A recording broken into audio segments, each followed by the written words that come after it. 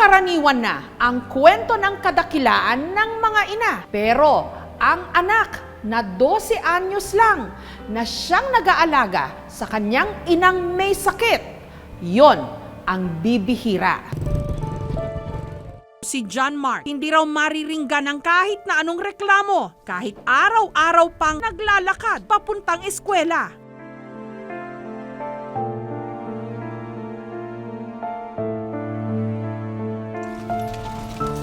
Tulak-tulak pa sa wheelchair ang kanyang inang si Alma.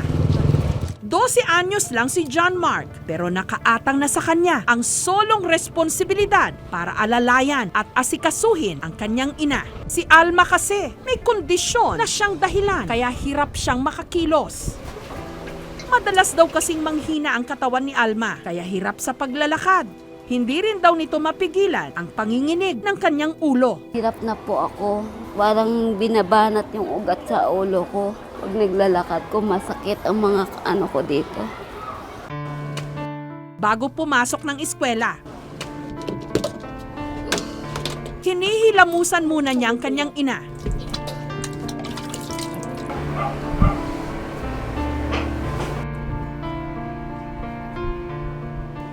Inihahanda ni John Mark ang kanilang almusal.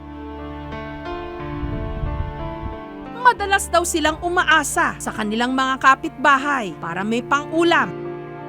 Kapag walang magbibigay, mangungutang na lang sila sa pinakamalapit na tindahan. At dahil walang maiiwan sa bahay para bantayan ang kanyang ina, si Alma sumasama sa eskwela. Inilabas muna ni John Mark ang wheelchair ng kanyang ina. Para hindi raw maging pabigat, mag-isang itinatayo ni Alma ang kanyang sarili, palabas ng bahay.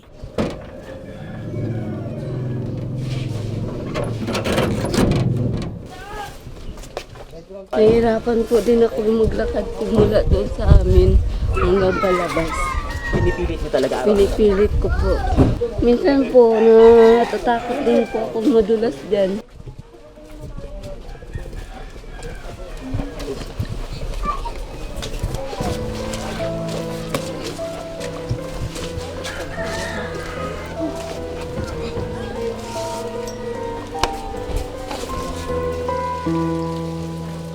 Kanal ang bubungad sa mag-ina, kaya maingat sa pagtulak si John Mark. Malubak ang daan at marami pang paahon. Mabigat para kay John Mark ang itinutulak niyang wheelchair, kaya't hirap siyang kumilos. Si Alma naman, tumutulong sa pagpapagulong nito. 1 taon pa lang daw ang wheelchair, pero bugbog na ito sa lubak, putik at kitid ng kanilang dinadaanan araw-araw. Maya-maya pa, may nadaanan silang hukay. Kaya kinailangan ni Almang tumayo para sila'y makadaan. Kailangan po magtutulak. Mabigat ba itong wheelchair? Opo. Para hindi maging pabigat sa kanyang anak, nitong nakaraang taon, humingi sila ng wheelchair sa DSWD. Minsan po, naisip niya rin na pagod na ako, ma. Papahinga muna tayo. Minsan naglalakad na lang ako.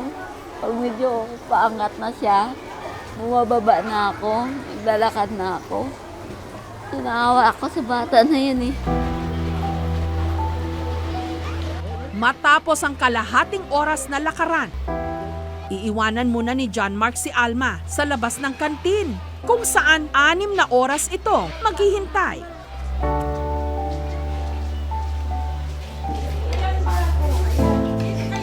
Pagsapit ng pananghalian, inaabutan si Alma ng libreng pagkain ng mga teacher. Palagi ko siya tinatanong kung kumain na siya. Tapos ayun, pag hindi pa, binibigyan ko ng pagkain. Sana nga gumaling siya dahil kawawa naman si John Mark. Dahil si John Mark, minsan dumadaing siya sa akin, mamang sakit na ng mga binti ko, katutulak ko kay mama.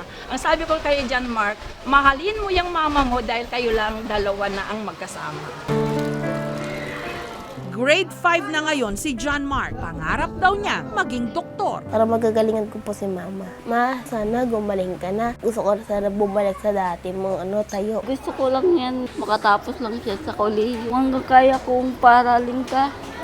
Lalapit lang ako sa mga gobyerno.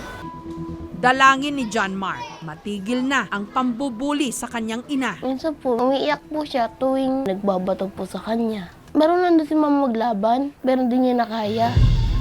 Pasado alas 5 ng hapon, sabak uli siya sa mahaba-habang lakaran.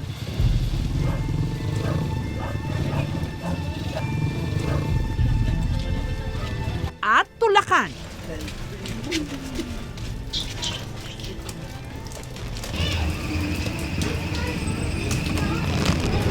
Disisyete anyos lang daw noon si Alma nung hindi na niya maigalaw ang kanyang kanang paa hanggang nanginginig na rin ang kanyang katawan. Nung bata po kasi ako, nagka-conversion daw ako. Karoon pa ako muna ng ubo-ubo. Kinalaunan, nakilala niya ang kanyang naging kabiyak na si Ernesto na siyang wala raw sawang nag-alaga at nagmahal sa kanya.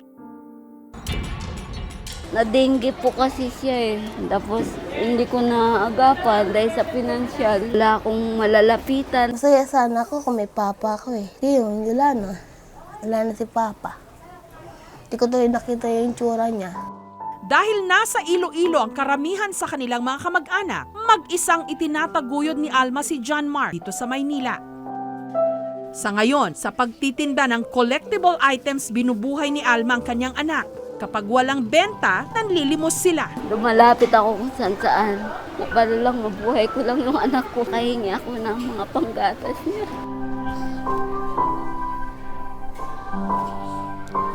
Po, hanggang lumaki siya, nabuhay ko rin siya. Hanggang sa lumaki siya, nakayanan ko rin.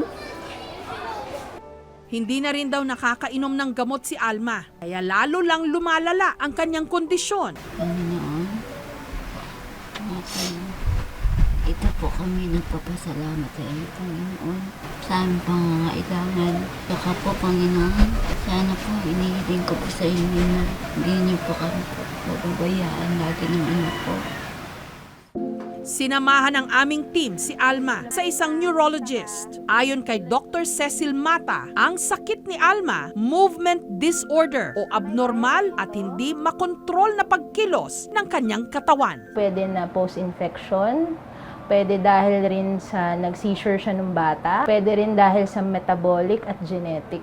Palala ng palala, mapa-MRI natin siya ng brain para makita kung nagkaroon ng peklat sa brain niya. Try nating mag-improve siya with the medications and mga supportive na treatment. Nakakatulong yung pag-physical therapy. Kaya ng habang hindi pa ako masyado lumalala para makasama ko pa ang anak ko. Hirapan na rin po ako sa karamdaman ko. Tapos hindi ko pa maalagaan ang anak ko na maayos. Sana niyo, matutulungan niyo kami ha.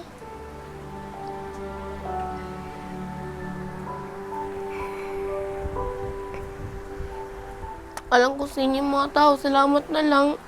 Minsan binibigay niyo ako ng pera. Minsan po binibigay ko kay mama para lang sa amin dalawa. Sino-sino lang po namibigay ng pagkain. Marami na lang salamat sa inyo.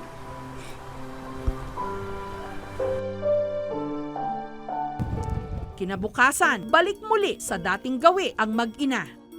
Ang hindi nila alam, may sorpresa at konting ginhawang naghihintay sa kanila.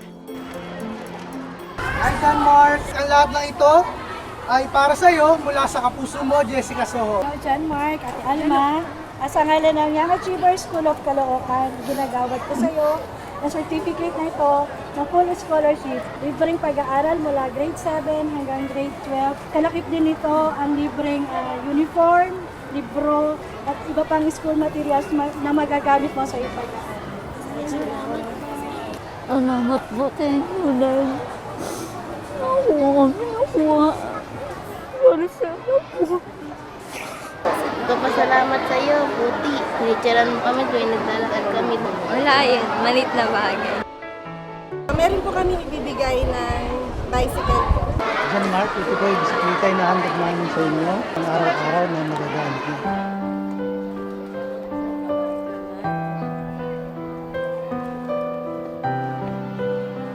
na po ako ngayon. Hindi na ako mahirapan maglakad-lakad. Kahit pumapas po, basta dadaling ko. Kung may kasama ako, isasakay ko na. Para hindi na sila mahirapan. Dakilang ina, dakilang anak. Sana dumami pa ang mga katulad ni John Mark.